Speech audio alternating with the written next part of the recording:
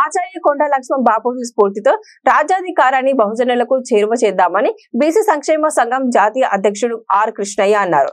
కొండ లక్ష్మణ్ బాపూజీ 109వ జయంతి వేడుకను ఉత్సవ కమిటీ చైర్మన్ గుజ్జా సత్యం ఆధ్వర్యంలో జాతీయ బీసీ సంక్షేమ సంఘం హైదరాబాద్ లో ఘనంగా నిర్వహించింది. ట్యాంక్ బండ్ పై ఉన్న బాపూజీ విగ్రహానికి ఆర్ కృష్ణయ్య పూలమాలలు వేసి ఘనమైన నివాళులు అర్పించారు. సబ్బడ్డ వర్గాలు సౌఖ్యంగా జీవించడానికి తన స్వగృహమైన జలదృశ్యాన్ని ఉద్యమానికి అంకితం ఇవ్వడం బాపూజీ దార్శనికతను ధైర్యాన్ని ప్రతిబింబిస్తున్నదని ఆర్ కృష్ణయ్య అన్నారు.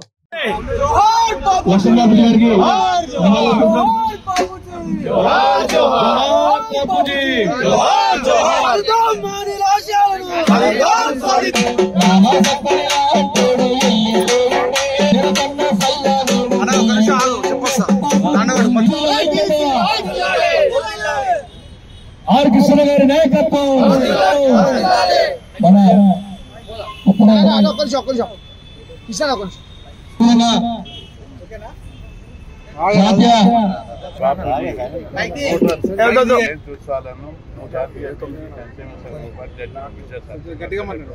ఈరోజు బ్రహ్మాండంగా జరుగుతుంది. మహాత్మా కొండ లక్ష్మణ్ బాపూజీ గొప్ప నాయకుడు. ధైర్య సాహసాలకు, నిబద్ధతకు, నీతికి, అంకిత భావం పట్ల అంకిత భావం కలిగినటువంటి గొప్ప వ్యక్తి, గొప్ప నాయకుడు కొండ లక్ష్మణ్. ఆయన జీవితం 2 లక్ష్యాలు ఉంటాయి.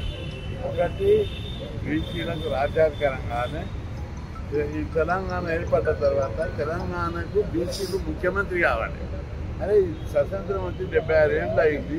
ఈ రాష్ట్రానికి 32 మంది ముఖ్యమంత్రి అయ్యారు, 17 మంది రెడ్లు అయ్యారు, 6 సార్లు కమ్మ సోదరులు అయ్యారు, 3 సార్లు వెనుమ సోదరులు అయ్యారు, 2 సార్లు బ్రహ్మణ సోదరులు అయ్యారు, ఒకసారి కోమటలు వైశ్యులు అయ్యారు. 56% జనాభా ఉన్నటువంటి బీసీలకు ఒక్కసారి కూడా మంత్రి పదవి ఇవ్వలేదా? అనేక మంది బీసీ జాబితాలో ఉన్నటువంటి అనేక కులాలు ఉన్నాయి. గౌడ్లు ఉన్నారు, యాదవులు ఉన్నారు, గుజరాజులు ఉన్నారు, పద్మశాలీలు, మున్నూరు కాపులు, రజకులు, అనేక విశ్వబ్రహ్మణులు. ఇట్లా తీసుకుంటూ పోతే 130 కులాలు ఉన్నాయి. 130 కులాల లోపల అద్భుతమైనటువంటి బ్రహ్మాండమైనటువంటి నాయకులు ఉన్నారు. ఈ నాయకులకు ఒక్కరు కూడా కొండ లక్ష్మణ్ బాపూజీ ముఖ్యమంత్రి స్థాయి అభ్యర్థి. ఆయన జీవితంలో రాకుండా వచ్చేసారు. తెలంగాణ రావాలనడానికి ఆయన ఒక విజన్ ఉంది.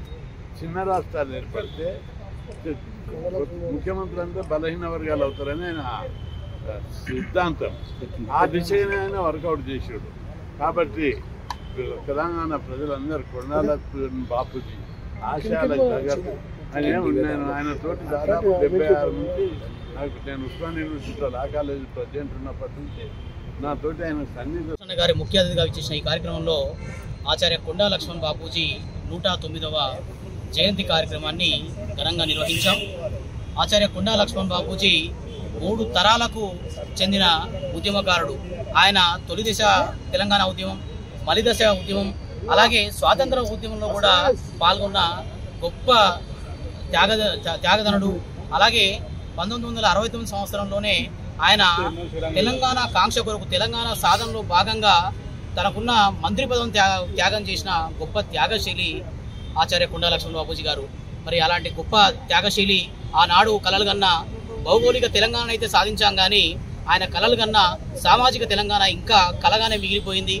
ఆ కళను సాధించడం కోసం ఆర్ కృష్ణ గారు గత 2 రోజుల క్రితమే తనకున్న జాతీయ రాజ్యసభ సభ్యత్వాన్ని కూడా పునఃప్రాయంగా త్యాగం చేసి బీసీ ఉద్యమానికై బీసీ శ్రేణులందరినీ కూడా నడుం కట్టి ముందుకు తీసుకెళ్లడానికి అన్న రాజ్యసభ్యత్వాన్ని కూడా త్యాగం చేశాడు.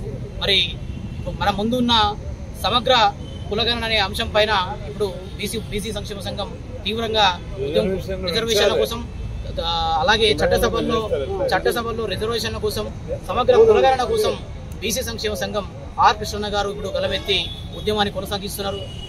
తెలంగాణలో ఉన్న ప్రతి పల్లెలో ఉన్న బీసీ బిడ్డ తెలంగాణ ఉద్యమం కోసం